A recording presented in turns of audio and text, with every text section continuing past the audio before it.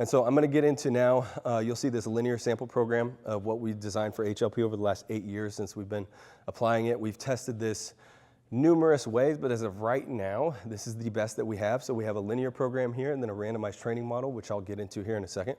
Okay, but to start off, the day of payment, the reason why I'm going into this is it's important. I'm going to cover it later in the business section, but the day of payment, we deliver educational resources to the client, and then we onboard to our software. The reason why that's important is because imagine a 15-year-old kid who here only works with pro players.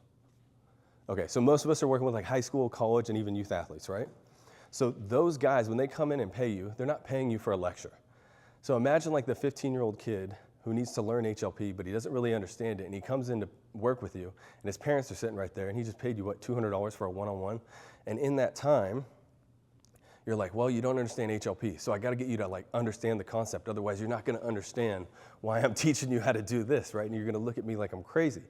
And so we don't wanna do that. We wanna make sure that our athletes already have a really good educational resource the moment that they pay us, so that way when they come in, they can hit the ground running and we can start training right away. We want it to be as professional as possible. We don't want them to feel like they're having to learn and get, education right there on the floor at the same time that they're trying to train. It's a lot, all right? And so day one, now we can start the assessment. We collect video and data. I say that with caution. HLP guys can't collect data, but the thing is we don't use them to coach. So it's not like I'm coaching behind a laptop and worried about like what their bat speed monitors are saying and worried about what the exit velo monitors are saying. We're literally using that to track progress, that's it. And it also lets us know if our strength conditioning system is actually working or not, okay? Since we don't try to train bat speed in the cage, and we try to improve it in the weight room, if their bat speed never picks up and their exit velo never raises, and we know that that's important to the game, then obviously we have to make changes to our strength conditioning model. Now I know this is a hitting clinic, but nonetheless that's important, okay? And then day two, now we can begin training. All right, so now let's get into the sample program. It says Monday, Tuesday, Wednesday, Thursday, all the way through Friday. My guys hit 5 days a week at our facility, okay, and I have week 1 through 4 here. Now I have the 80-20 rule written up top.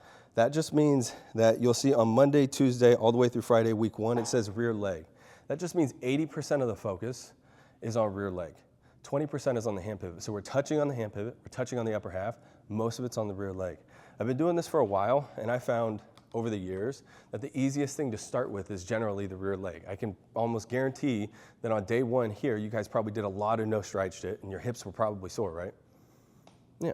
And it goes without saying. But nonetheless, that's how we start, okay? So week 1, we start with the rear leg. Week 2, now we actually have an opportunity to learn the hand pivot. Once you're actually really familiar with HLP and you know that once you start slipping the rear leg anyways, the hand pivot almost, it's not as good. So for us, we start the hand pivot week 2. Here's the thing. They didn't forget anything from week 1. It's still there. They're still very well knowing of what they did on week 1. Their hips are sore as shit. They're still trying to figure it out. Now when they get into week 2 on the hand pivot, it's a little bit easier for them to actually start understanding that. Now they can delegate that time, 80% of the time on the hand pivot, the other 20% touching back on the rear leg. Week 3, back to the rear leg. Week 4, now we're syncing. So we're going every other day, back and forth, back and forth, back and forth. So once you start getting into the randomized training programs, which we're gonna get into here in a second, it gets a little bit more difficult. In basic skill acquisition, if you randomize too soon anyways, it's gonna be really hard to actually acquire the skill, okay? So what we're doing here, so week 5, I have Gamify, okay? Now, I will say this, pro guys, college guys, they usually start on the randomized training model, especially if they have experience with HLP. It's not like you have to start linear right out of the gate, okay? This is recommendations based off what your current model actually is. The best thing about this, both of these models work in any scenario. We've tested it in literally every scenario with thousands of hitters. So it works. It just depends on, like, you just gotta use your noggin a little bit and make it fit to what you currently do. Okay, so week 5, we have Gamify, and we'll have Monday as competition, okay? Competition just means that we usually have arm BP or machine, and we usually, what I call is LQ. So it looked like that's what you guys were doing over here. So Rich's setup is different than mine. He has a small hack attack, I have a big one. And so on that, we usually put it at 40 feet, about 60 miles an hour, equivalent to about 95. We just call it LQ, okay? And so the guys know, it's like, hey, are we doing LQ today? It's like, yes, okay, they get excited, they go set it up themselves, ready to go, all right? And that can sometimes, in that environment alone, as you guys just did it over here, it didn't look like you guys were doing drills, okay? I don't know, I just walked in, right? But in that environment alone, that can be enough to like create the change and create the challenge that you're looking for when you're trying to get from linear to more randomized. This is like, think about it as like a challenge progression. So linear is more like I'm learning. I have to acquire the skill first. I have to acquire basic knowledge of actually what I'm trying to learn first. And then level 2 is like now I'm challenging it, okay? This is usually where most places are messing up right now, in my opinion. Most places are going straight to chaos, which is like beyond the challenge. That's straight to test for no reason. And then the athletes don't actually have enough time to acquire a skill anyway, so they're just getting fucked right out of the gate, right? Now, we also have games on competition days where who can hit more balls flush, like on LQ, right? Or 2 strike approaches, or even, yes, a home run derby. And some of you guys are like, oh, I don't like that. I don't want to swing for the fence. The thing is, it's like training is hard, dude. And our clients, they stay with us for well over a year at a time. They're hitting 5 days a week. Training is hard. It's okay to make it fun. I played baseball for a really long time. The one thing I didn't do in my career very well was make it fun for myself because I was so obsessed about how I trained. And that was a downfall in my career, by the way. And so whenever we do a home run derby, which is rare, but whenever we do it, it's so much fun and the guys love it. And the best thing is we usually have video delay app running 24/7 at the facility. And so the guys can actually see, like, am I just chasing a number right now and is my swing going to shit? Or am I actually applying the things that I'm getting better at right now and actually doing HLP? And so you can keep them honest in that process as well. Week 6 now, we have adjust, which is where now we'll have rear leg and hand pivot in the same box on a Monday. We have competition on Tuesday, rear leg hand pivot on Wednesday, rear leg hand pivot on Thursday, competition on Friday. I call it adjust because we're adjusting from the errors or the technique failures of the week before, okay? So it's like a constant progression, all right? Instead of, now imagine you're working with an athlete for like 8 weeks and every single day he's in a group of like 4 hitters. And every single day you have to individualize the training session every single day and make it strictly technique focused. For one, it gets really boring. I did it for years. It's really hard to retain clientele doing that, okay? Even if they're getting better, believe it or not. Number 2, they don't really know if they're getting better because they're not actually getting challenged from the stimulus that they're seeing. And by the way, everybody has access to the same social media stuff.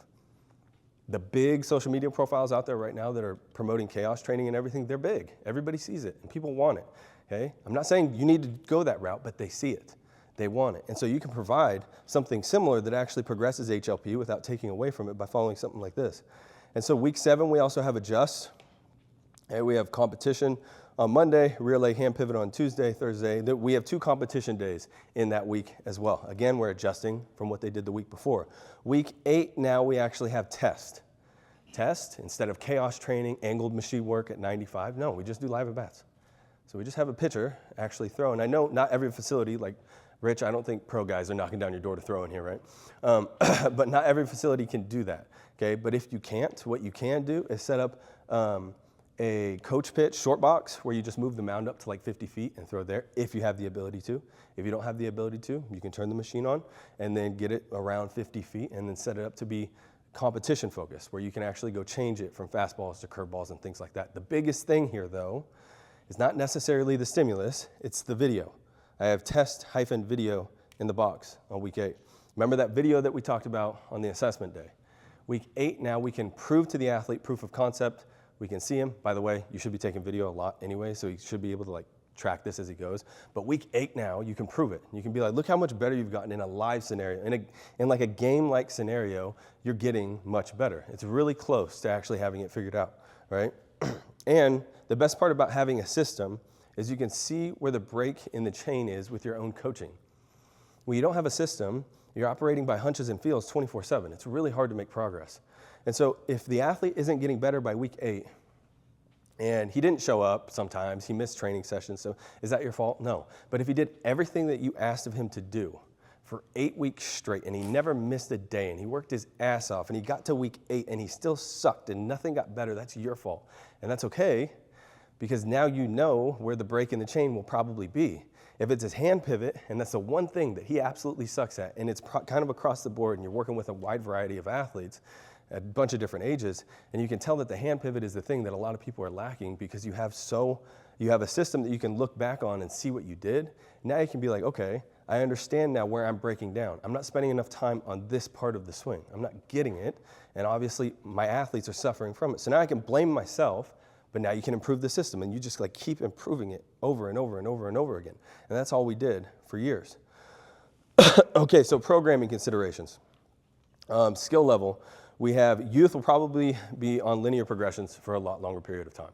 I don't know about you guys, but I've trained 14, 15-year-olds in the past who have had, they can't tell their ass from their head. They walk like giraffes, like they haven't hit puberty yet, right?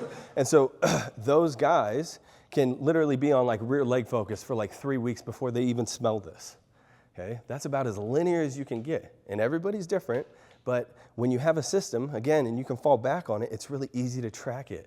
And it's really easy to start grouping athletes together who are similar in skill levels, and then actually like test and apply and see what's going on with your training, your coaching, and also keep the athlete responsible on his end. And so now the pro guys, like I already said, pro and college guys, they can probably be randomized a lot sooner. If you're working in the one-on-one settings, highly individualized, it's really easy. Okay, but for us in group settings, where we have tested many groups, many different sizes, the bread and butter for most facilities that I've worked with, that I mentor, and that I also have ran myself, is 1 to 4. We do that with pro guys in the MLB. We do it with high school guys. We've done it with people who are younger.